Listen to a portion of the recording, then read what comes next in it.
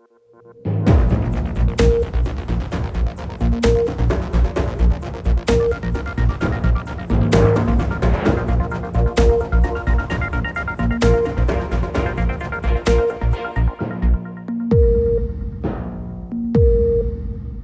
personnellement un parcours, dans le fond, entre la recherche et l'intervention, spécialisé surtout sur les questions, j'ai un doctorat en études urbaines, donc plutôt sur les questions de développement social urbain, d'impact, dans le fond, de l'immigration sur la transformation des villes. Donc ça, c'est plus ma trajectoire personnelle. Et cela fait 3 ans que je suis à Montréal-Nord, d'abord en fait sur les enjeux jeunesse et ensuite depuis quasiment 1 an et demi à Parole d'Exclus. Et Parole d'Exclus, pour essayer de présenter cette organisation brièvement, ce qui est toujours un petit peu compliqué. Dans le fond, c'est un organisme qui accompagne les citoyens, en l'occurrence de Montréal-Nord, mais également dans le fond, de tout espace urbain qui peut vivre des situations de marginalisation ou d'exclusion. Et on accompagne les citoyens à développer par eux-mêmes en fait des projets qui peuvent être collectifs. Donc l'idée, c'est vraiment de développer le pouvoir d'agir individuel et collectif des citoyens. Donc œuvrer à une mobilisation citoyenne. Et on a toute une partie de l'équipe qui travaille en recherche. Donc on a aussi quelque part une vision intégrée de la recherche et de la recherche-action qui vise dans le fond à faire en sorte que l'intervention soit la plus appropriée, la plus nuancée et évidemment la plus documentée.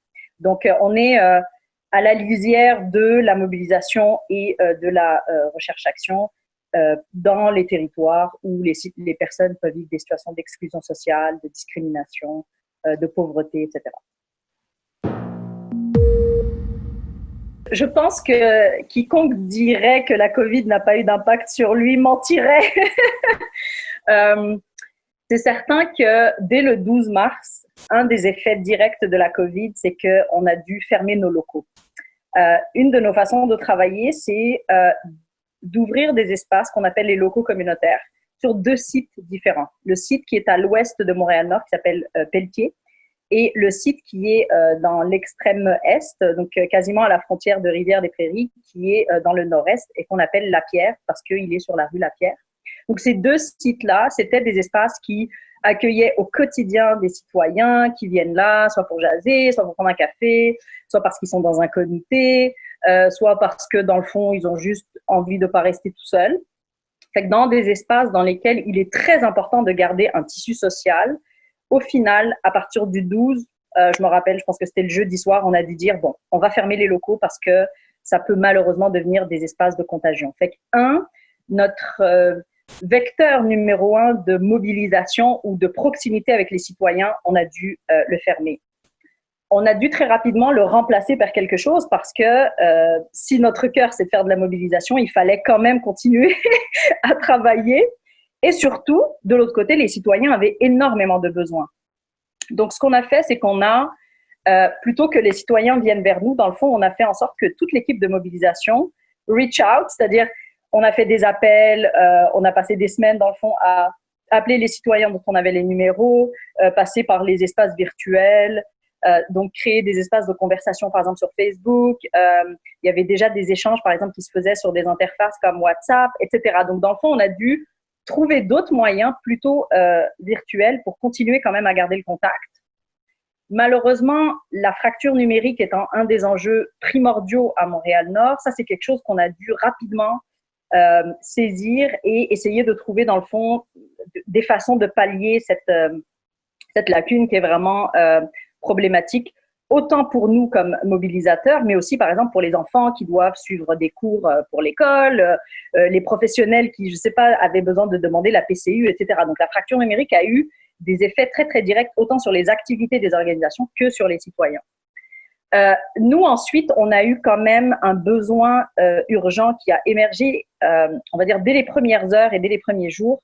C'était les gens perdaient leur travail ou n'avaient pas assez d'argent, ou parce qu'on fermait les locaux, ils n'avaient plus accès à une alimentation saine, ou alors les enfants pouvaient manger à l'école, il y avait des petits déjeuners, bref. Donc, il a fallu aussi répondre de façon très urgente à la demande qui disait « j'ai plus d'argent pour m'acheter à manger pour les prochains jours ». Donc, dans le fond, ce qu'on a décidé, même si c'était pas dans notre mandat de faire du don alimentaire, nous, on a mis en place un système alimentaire pour tout ce qui vise, dans le fond, la sécurisation et la souveraineté alimentaire plutôt que le don. Mais pendant la pandémie, personnellement, j'ai décidé que il fallait qu'on puisse assurer aux citoyens c'est une question de dignité là. Donc on a quelque part réorienté une partie de notre petit budget qui était destiné à un projet de santé, on l'a redirigé sur la question de la sécurité alimentaire. Fait que ça a eu des effets aussi sur comment on travaille. Ça a eu des effets sur l'intensité du travail. C'est-à-dire que les équipes de mobilisation, puis moi personnellement, pendant, je pense, 3 mois, on enchaînait les cellules de crise, les réponses individuelles, le besoin d'arrimer aussi entre ce qui était vécu localement avec ce qui était vécu dans l'arrondissement, mais aussi au niveau de la métropole. Fait que ça a intensifié un rythme de travail qui était déjà important, comme tout organisme qui travaille avec la communauté, mais ça a décuplé quelque part toute notre capacité d'intervention. Et ça a eu des effets aussi sur les équipes parce que un des résultats qui est sorti d'une enquête qu'on a coportée avec la table de quartier de Montréal-Nord, c'est l'épuisement des équipes. C'est l'épuisement des professionnels du communautaire. Puis moi, personnellement, à la fin, en tant que directrice, moi-même, je me disais non, mes équipes sont en train de se fatiguer. Moi-même, je suis en train de commencer à vivre un certain épuisement. Et puis, il faut le voir comme quelque part comme un détecteur de comment on peut décélérer les choses. Puis, est-ce que l'urgence est encore, entre guillemets, aussi urgente? Donc, ça a eu énormément d'effets sur le travail des équipes. Sur la recherche aussi, on s'est mis à produire de façon exponentielle des fiches synthétiques et des fiches synthèses, notamment à destination des médias, parce que étant donné que Montréal-Nord était l'épicentre de la crise, tout le monde se demandait mais pourquoi donc? Alors que bon, c'était évident. Et donc en fait, on s'est mis à produire des fiches synthèses de tous les travaux qu'on réalise en fait depuis des années pour dire voici pourquoi, voici à quoi il faut s'attendre dans les prochaines semaines. Donc essayer d'amener un peu de l'eau au moulin à la conversation médiatique et publique qui peut parfois manquer de nuances en fait. D'abord, ça a évidemment mis en lumière tous les risques qui sont vécus de façon inégale dans la ville de Montréal et donc dans la métropole. C'est-à-dire qu'au final, ce que ça a voulu dire la pandémie, c'est que si vous êtes citoyen ou résident donc, de Montréal-Nord, vous êtes plus à risque ou plus vulnérable face à cette pandémie. Évidemment, je parle de Montréal-Nord, mais on a vu que certains autres territoires étaient aussi clés dans la compréhension de tout ça. Et donc, ça, d'abord, ça a mis en lumière le fait que les citoyens étaient plus à risque et plus vulnérables. Ça a vraiment mis la lumière sur des enjeux qui étaient déjà présents, qu'on tentait, par exemple, de travailler, comme vous l'avez dit. On avait un projet qui s'est appelé historiquement la clinique de proximité, qui s'appelle maintenant l'espace santé citoyen. Donc, tous les enjeux de santé comme, on va dire, l'accès à une santé digne, il y a des institutions de santé proches, de proximité. La question de la sécurisation alimentaire ou de la sécurité alimentaire. La question de la sécurité tout court. La pandémie a révélé et en même temps c'était très caché parce que toute la question de la violence familiale et conjugale, dont on sait par exemple qu'il y a eu un portrait récemment qui a été fait par une table de concertation qui s'appelle Oser au féminin et l'Université de Montréal, qui a fait un portrait de la question de la violence par exemple familiale et conjugale à Montréal-Nord, et dont on savait que c'était quelque chose d'assez présent. Eh bien, en fait, la pandémie, quelque part, a comme exacerbé dans le fond, toutes ces problématiques qui étaient présentes, qu'on gérait plus ou moins comme on pouvait. Mais dans le fond, ça a juste confirmé de façon assez importante le fait que les citoyens confrontaient ou étaient face à ce type d'enjeux-là.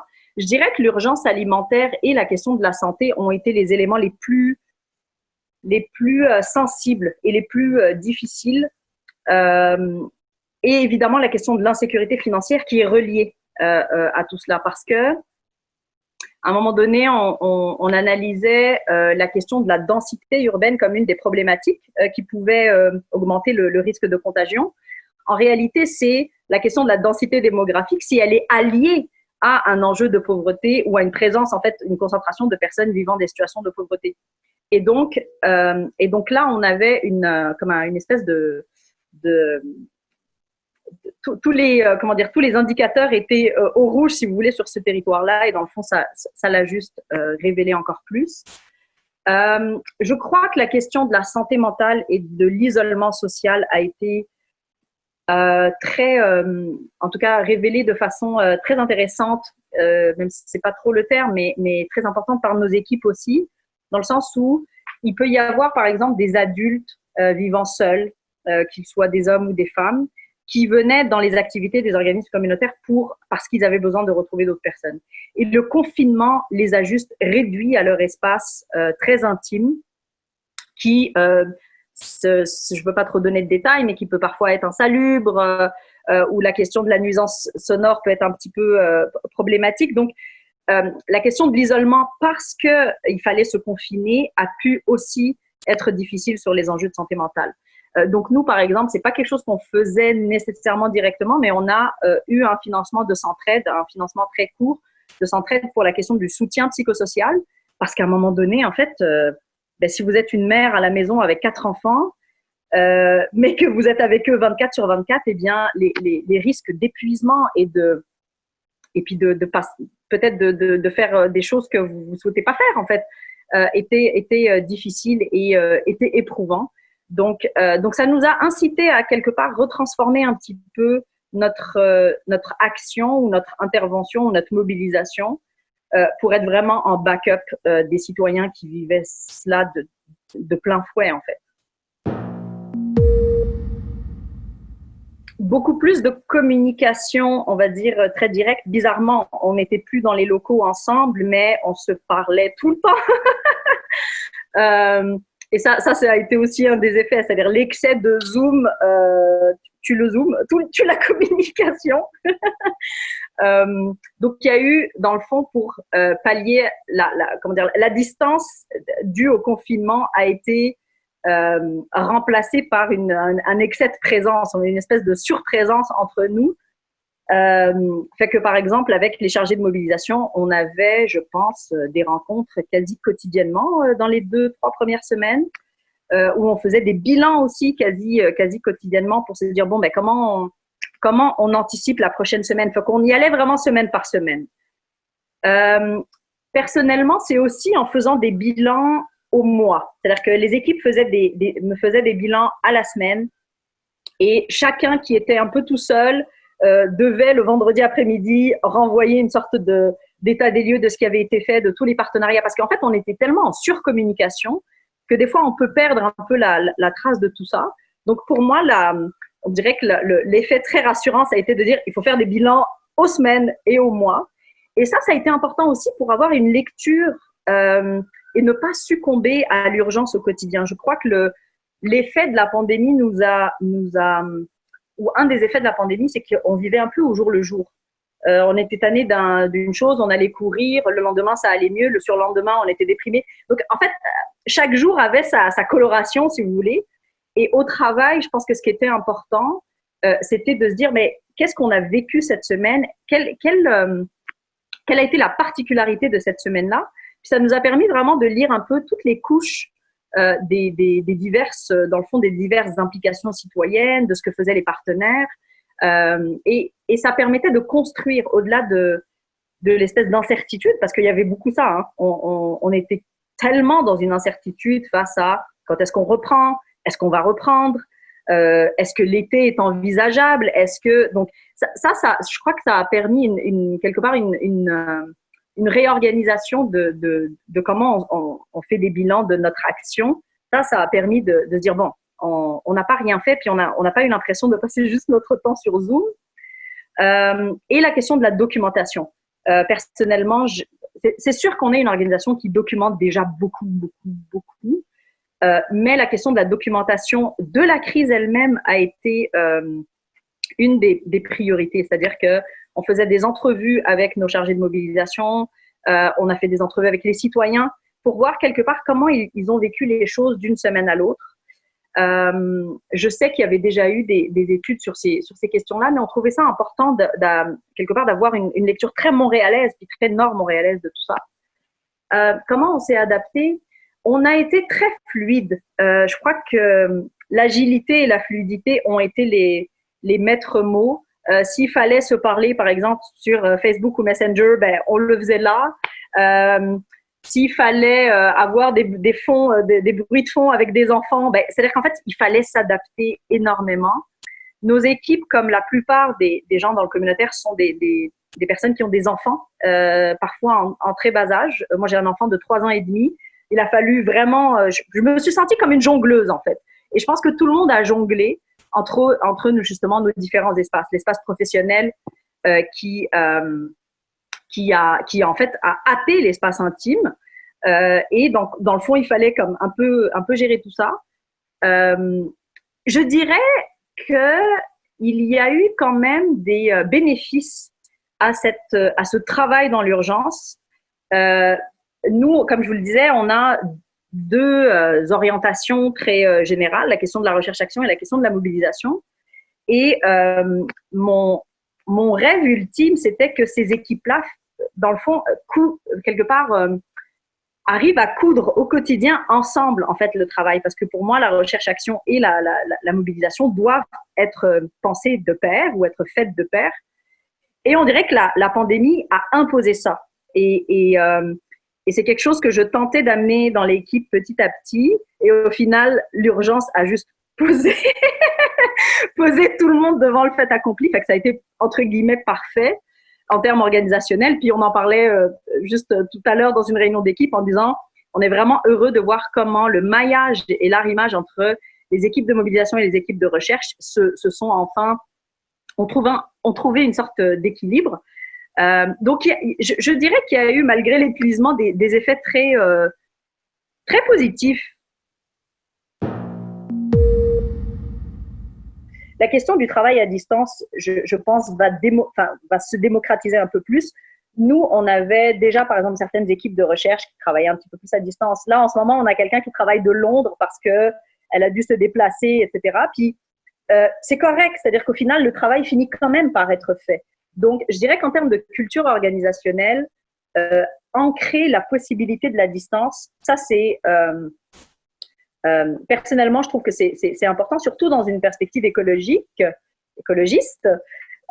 parce que est-ce que c'est nécessaire réellement de se déplacer 5 fois par semaine pour aller dans un bureau avec une voiture qui pollue? Non, pas nécessairement, surtout si on peut concentrer des réunions en ville et des réunions d'équipe à une journée. Donc, je crois que ça, la possibilité d'organiser des choses à distance va influencer de plus en plus, personnellement, en tout cas, l'organisation pour laquelle je travaille, mais je pense la plupart des milieux de travail.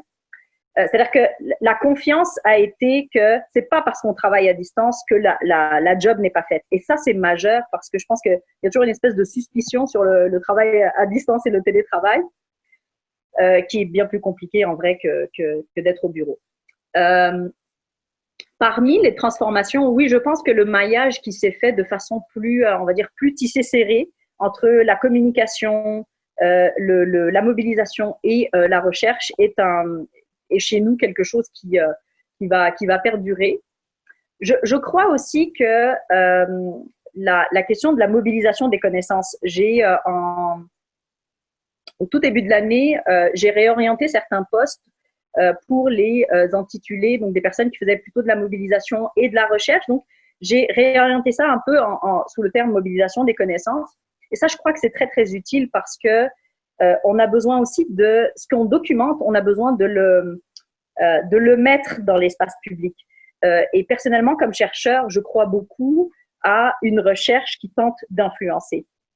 Je respecte toutes les perspectives de recherche. La mienne, celle dans laquelle je me sens la plus à l'aise, la plus confortable et surtout la plus utile socialement, c'est quand la recherche quelque part, influence aussi la conversation publique et l'espace médiatique. Donc ça, je pense que c'est quelque chose qu'on a gardé. Et d'ailleurs, la responsable de la recherche, Isabelle Eck, chez nous, que vous avez eu l'occasion de rencontrer, a créé quelque part, avec la communication, avec nos chargés de com, une programmation justement de toutes les synthèses thématiques qu'on doit faire. Par exemple, une des prochaines qui va suivre, ça va être sur la question de la santé mentale.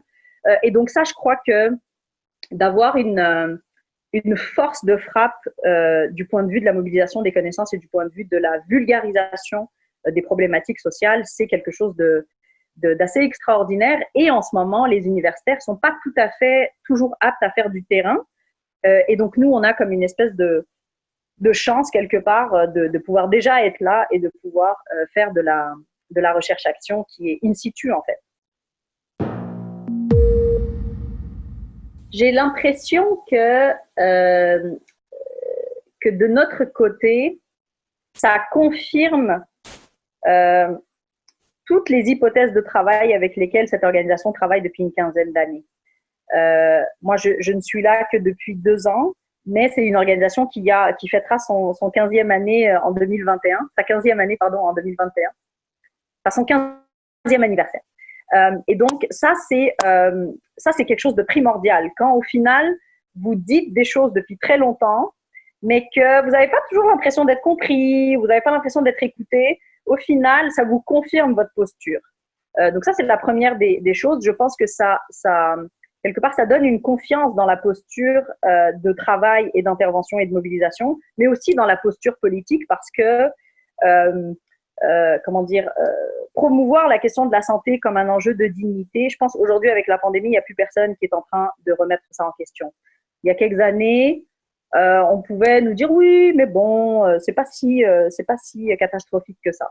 Et donc, je crois que en termes de capacité à amener un discours transformateur, notamment localement, mais aussi au niveau métropolitain, je crois que ça, c'est vraiment très important et je crois que ça confirme et ça consolide des choses. Avec les citoyens, c'est certain que ça nous oblige à recentrer, à peut-être orienter un peu selon les choses ou les questions qui nous semblent les plus primordiales. Je vais vous donner un exemple. Durant l'année 2018-2019, ma collègue justement Isabelle Eck a réalisé avec une équipe de jeunes chercheurs ce qu'on a appelé un diagnostic sur le site de Pelletier. Et donc, l'idée, c'était 10 ans après avoir fait le premier rapport, le premier diagnostic, dans le fond, qu'est-ce qui s'est passé, qu'est-ce qui a changé, qu'est-ce qui n'a pas changé, quels sont les besoins, qu'est-ce que les citoyens estiment qui est primordial, central et urgentissime à considérer. Et les deux éléments qui revenaient, les deux, disons, urgences, c'était d'abord la question de la sécurité financière, donc la question économique, et la question de la santé.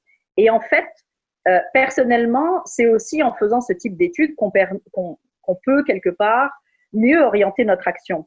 Donc, ce que la pandémie a amené comme insécurisation financière et économique des citoyens et comme révélateur sur les problématiques de santé, au final, nous, ce qu'on se dit, c'est OK, il faut qu'on aille encore plus vite là-dedans et encore plus, de façon plus assumée.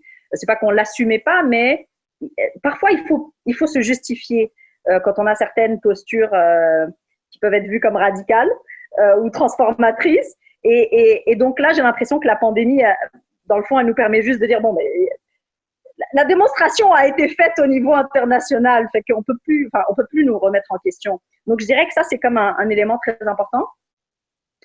Et donc, ce que ça fait aussi, c'est que les citoyens, on essaye quelque part de sensibiliser quelque part de faire en sorte que la mobilisation aille aussi vers ces questions-là. L'idée, c'est pas d'orienter la mobilisation parce que on travaille sur leurs besoins et leurs aspirations, mais si leurs besoins et leurs aspirations, quand on fait une photo, disent on veut une sécurité financière et des projets pilotes sur la question économique et d'autre part une santé et une accessibilité à la santé, nous, ça nous permet d'aller de façon vraiment directe, de créer des partenariats, de travailler de façon collective avec les concertations, avec les ministères. Donc, Donc, je pense que ça, c'est oui, c'est comme une confirmation pour nous, la pandémie. C'est comme une consolidation, une confirmation que nous travaillons effectivement sur, entre guillemets, la bonne chose. C'est la question à 100 millions de dollars, là, dans le sens où ce que la pandémie a révélé de ma lecture de quelqu'un qui s'intéresse aux enjeux notamment systémiques aussi et à l'impact de l'action publique, par exemple, localement, dans les territoires, dans les divers territoires. Un des éléments qui est révélateur, c'est quel est le rôle de l'État. Comment l'État est encore capable, et quand je parle d'État, je parle ici, par exemple, de la métropole, la ville de Montréal, de la province, mais aussi l'État fédéral, comment ces diverses échelles et ces divers États, entre guillemets, selon leurs prérogatives, peuvent encore proposer des institutions qui soient inclusives, qui répondent aux besoins des citoyens et qui soient en proximité avec leurs problématiques, notamment pour ceux et celles ou celles et ceux qui vivent les enjeux de façon vraiment plus vulnérable et plus difficile. C'est la question cette question du rôle de l'État, elle est fondamentale.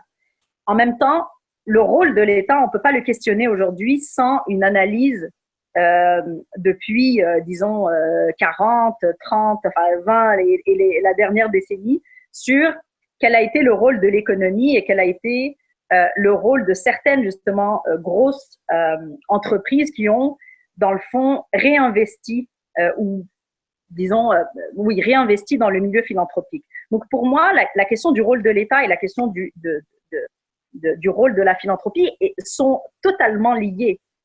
Et donc, l'enrichissement, quelque part, du milieu philanthropique, il est aussi lié à un certain appauvrissement même de l'État. Donc, la question de qu'est-ce qu'on fait, comment on réinvestit les fonds qui sont dans les fondations, c'est central. Comment on le fait de façon, j'allais dire, égalitaire, même si c'est un peu utopique, là, mais comme au moins équitable entre les territoires, entre les besoins. Je n'ai pas vraiment de réponse, mais je sais que c'est une question qui est très présente dans mon travail depuis que je suis arrivée à Parole d'Exclus, parce que Parole d'Exclus est une organisation qui est financée par le milieu philanthropique.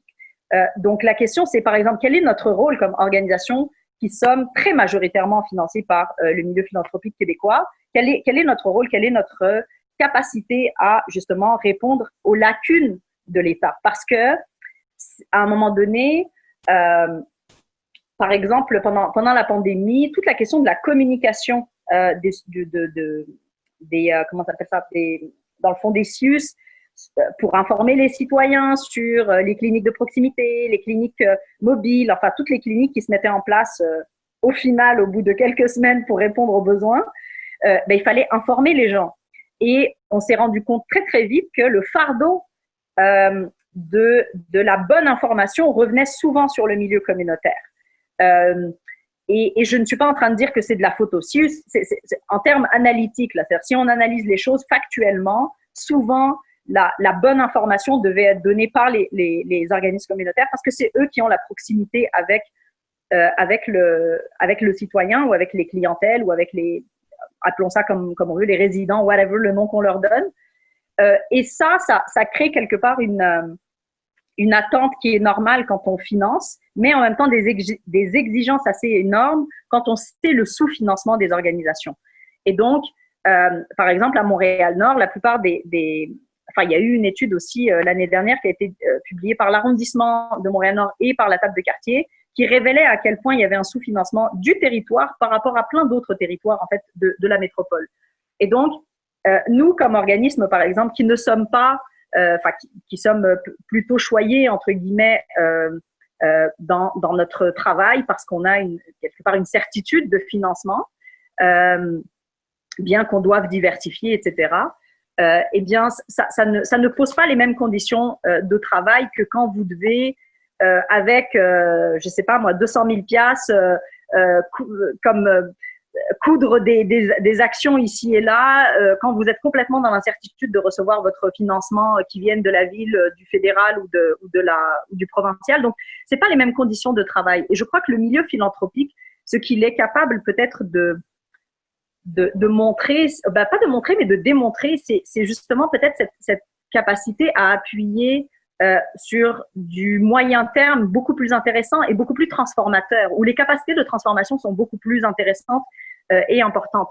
Donc, je crois que c'est un défi qu'il va falloir relever avec beaucoup de... Je pense que le risque, il est facilement, c'est pas un terme qui se dit, mais il est facilement prenable.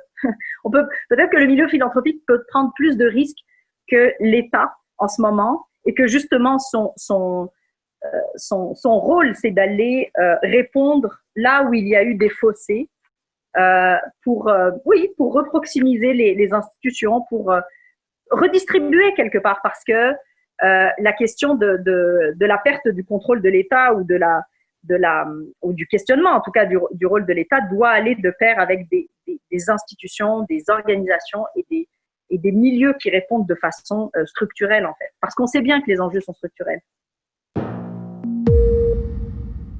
Le fait que les diverses fondations se parlent, en soi, c'est déjà quelque part une étape de gagner. Qu'il y ait des espaces dans lesquels elles déterminent ensemble comment elles peuvent appuyer des territoires ou comment elles peuvent appuyer des fractures ou répondre à des fractures, c'est déjà... moi, je crois beaucoup aux espaces de conversation. Et puis, espaces de conversation, ça ne veut pas dire que tout le monde s'entend, hein, mais ça veut dire au moins qu'on sait ce qui se passe, puis on sait comment se positionner aussi par rapport aux autres. Donc, qu'il y ait ces espaces-là, c'est déjà majeur. C'est un grand défi. Et je pense que il y a déjà justement des chercheurs qui essaient aussi de relier la question du milieu philanthropique versus la question de l'État. Mais je crois que c'est aussi avec quelque part je crois beaucoup aux institutions personnellement. Je crois qu'elles sont les vecteurs, comme un vecteur d'égalisation dans les sociétés. Et je crois qu'il faut pour le milieu philanthropique s'assurer qu'il répond à ce à quoi les institutions ne sont plus peut-être capables de répondre. Je sais que c'est un peu théorique ce que je raconte, mais je pense que le fait de répondre, par exemple, sur des enjeux très comment on peut dire, de bienfaisance, je sais que ça peut répondre, enfin, comment dire ça, il faut le faire. Je ne dis pas qu'il ne faut pas le faire. Sur la question de la sécurité alimentaire, par exemple, est-ce qu'il faut qu'il y ait des services de première ligne pour aider les gens à manger? Évidemment. Évidemment. C'est comme ça, n'est pas à remettre en question.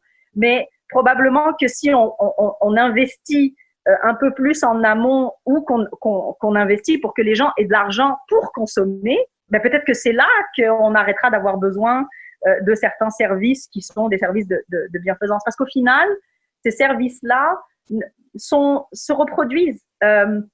Si vous ne répondez pas aux besoins des gens d'avoir une sécurité financière, ben vous ne répondez pas, par exemple, ni à leur besoin de bien manger et à leur nécessité de bien manger, ni, par exemple, au fait qu'ils vont être en santé. Et donc, je crois que j'ai envie de dire, d'avoir une posture très sur les conditions de vie. Personnellement, ça me tient beaucoup à cœur de remettre la lumière sur c'est quoi les conditions de vie et comment, en changeant les conditions de vie, en fait, on est capable d'avoir un effet beaucoup plus durable, autant sur notre économie que sur nos institutions, que sur... Donc, pour moi, il faut, c'est ça, il faut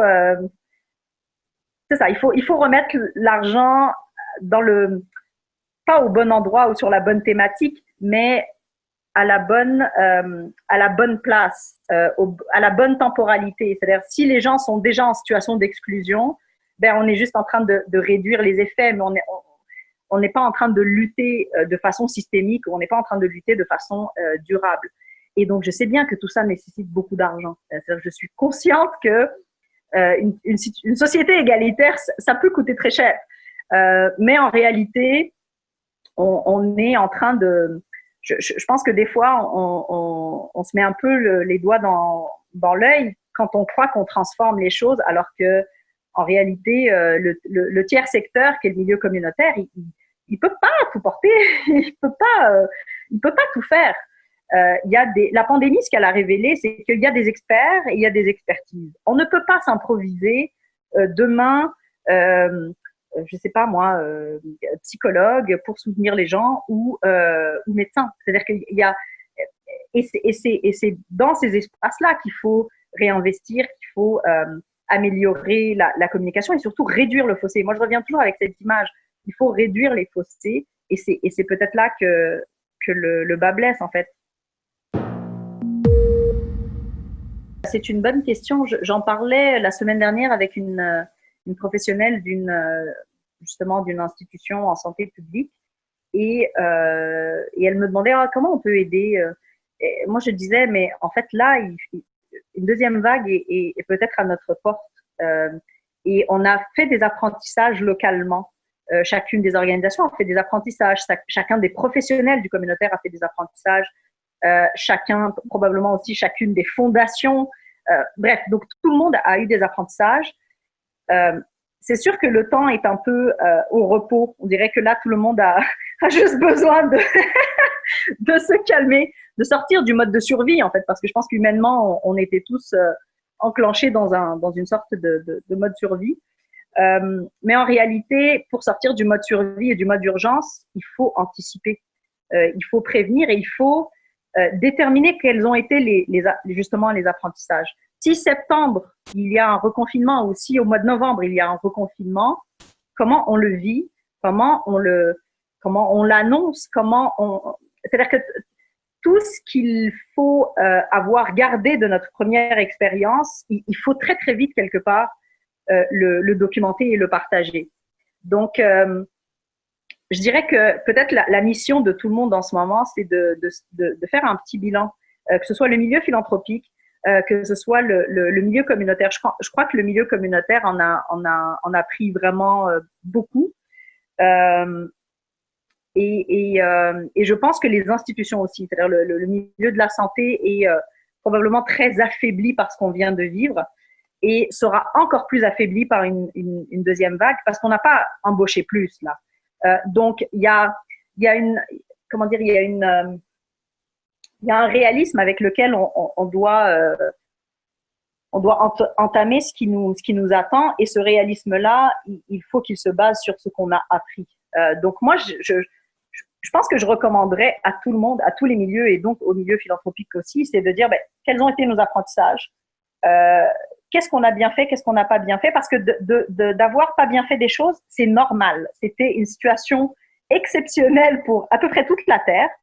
Et donc, quelque part, c'est un peu normal qu'on ait fait des essais-erreurs, mais c'est justement de dire, on a fait tel essai, on a fait telle erreur, il ne faut pas la refaire dans un tel contexte. Donc, je crois que c'est la mission que devrait se donner tout le monde, autant un gouvernement qu'une fondation qui aide, qui en ce moment, par exemple, peut redistribuer de l'argent sur plusieurs territoires différents. Mais mon premier coup de chapeau, ce serait à mon équipe, parce qu'à un moment donné, je me disais, comment il s'appelle, François Legault, à tous les jours, avait ses merci. À un moment donné, j'avais commencé à me faire une liste de… moi, à la fin, je dirais merci à telle personne, merci à telle personne, merci à telle personne. Fait que pour moi, les héros qui ont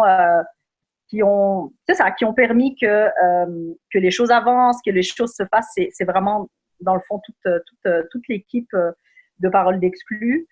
Beaucoup de partenaires aussi, localement, qui ont été qui ont donné de leur temps, de leur vie, donc, j'ai envie de dire un coup de chapeau à PE, un coup de chapeau à des organismes comme Hoodstock, à des personnes comme par exemple Narges Mustafa, à des Will Prosper. Coup de chapeau aussi à toutes les personnes qui sont considérées comme des travailleurs et des travailleuses essentielles, mais qui en fait ont vraiment permis que certains vivent confinés. Et ça, je crois que ça a été la chose un peu difficile aussi, c'est que on se retrouvait comme une société divisée entre ceux qui devaient rester à la maison ou qui pouvaient rester à la maison et ceux qui devaient sortir. Et allant des médecins aux préposés aux bénéficiaires, c'est-à-dire il y a des gens qui nous ont permis de passer à travers ça. Et je crois qu'il faut vraiment. Et puis coup de chapeau, nous localement, on a eu des personnes vraiment très impliquées. Je pense à quelqu'un qui est élu localement comme Paul Robitaille, qui a été vraiment qui a été sur le terrain d'une façon assez impressionnante. Coup de chapeau, ouais. Coup de chapeau à mon fils de m'avoir supporté. Non, coup de chapeau, ouais, vraiment à beaucoup trop de monde pour que je puisse être satisfaite. Mais il y a eu vraiment des belles découvertes. Coup de chapeau à un collègue que j'ai découvert. En fait, on dirait que la pandémie nous a fait découvrir des personnes avec qui peut-être on collaborait un peu de façon distante, mais un collègue comme Ismaël Soubou. Et en fait, je crois que ça a permis de rebrasser un petit peu quelque part le cercle des alliés. Et ça, c'est vraiment primordial. C'est que pour passer cette pandémie, il a fallu être ensemble, il a fallu s'entraider, il a fallu être plusieurs. Et au final, c'est comment on est capable de créer des communautés, j'ai envie de dire, ou quasiment des écosystèmes de partenaires pour passer à travers. Sinon, on ne passe pas à travers. Beaucoup de gens, au début du confinement, disaient on ne peut plus revenir en arrière, on ne peut plus revenir à la normale, la société capitaliste est finie, bla, bla, bla. Je peux partager l'idéal de ce type de discours. En réalité, je crois que ce que la pandémie a révélé, c'est les difficultés de certaines sociétés plus que d'autres. Ça, c'est la première chose. Quand on voit l'effet de la pandémie, par exemple, sur la société américaine et sur certaines catégories de la société américaine, notamment les populations noires, quand on voit comment, après la pandémie, où tout le monde disait « nous sommes tous égaux face à la mort, bla, bla, bla », c'est pas vrai. Il y a encore des catégories de la société qui sont considérées comme de la chair à canon. Et donc, je crois que ce que la pandémie met en lumière, c'est que s'il y avait des gens qui faisaient encore du déni, ben, ils peuvent plus faire de déni. Donc ça c'est la première des conclusions. La deuxième des choses, c'est que j'ose espérer quand même, parce que je suis très optimiste dans la vie et que je crois que sans un élan transformateur, on ne peut pas, je sais pas, j'ai l'impression qu'on ne peut pas survivre.